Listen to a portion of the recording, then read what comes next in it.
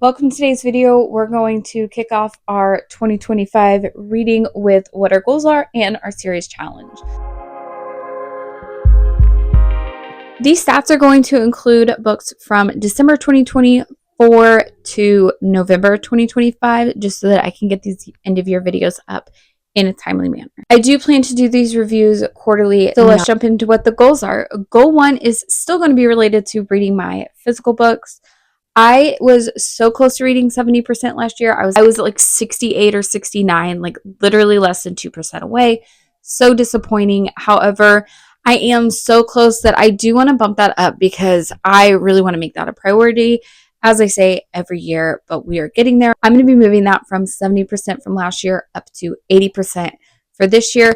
Again, that's just going to be making sure that I am prioritizing what I have, not just buying for the fun of buying. Goal 2 last year was to read 24 books in 2024. I'm going to pick out 25 books in 2025 just because it's fun.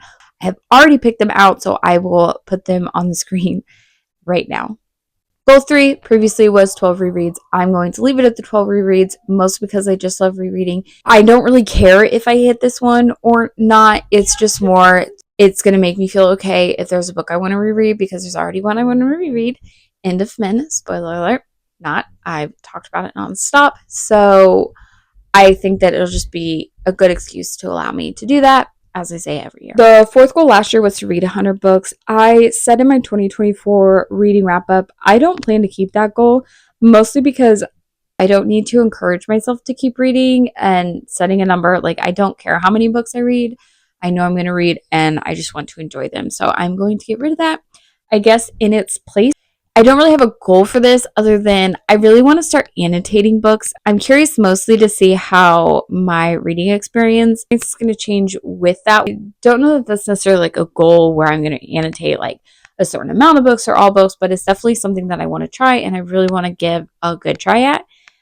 So we'll see how that goes throughout the year. The fifth goal is still going to be the series reading challenge. We'll do the kickoff in this video, and then we'll probably keep its updates separate as we go along throughout the year. Last year, the first goal for the series reading goal was 25 or less in progress books. I'm currently sitting at 33. 25 is probably pretty realistic, as obviously I need to work on that. The second goal was 25 or more up-to-date or complete series. Up-to-date just means that any of the books that are released up to that time that I'm at, if I've read them all, I consider it completed, even though there may be more books coming out in the series at a later date. I finished the year at 24 of 2025, so I feel like I'm going to increase it to 30. However, I do want to preface that that's going to be a little bit difficult, strictly because some of the series that I'm reading are still having books being released.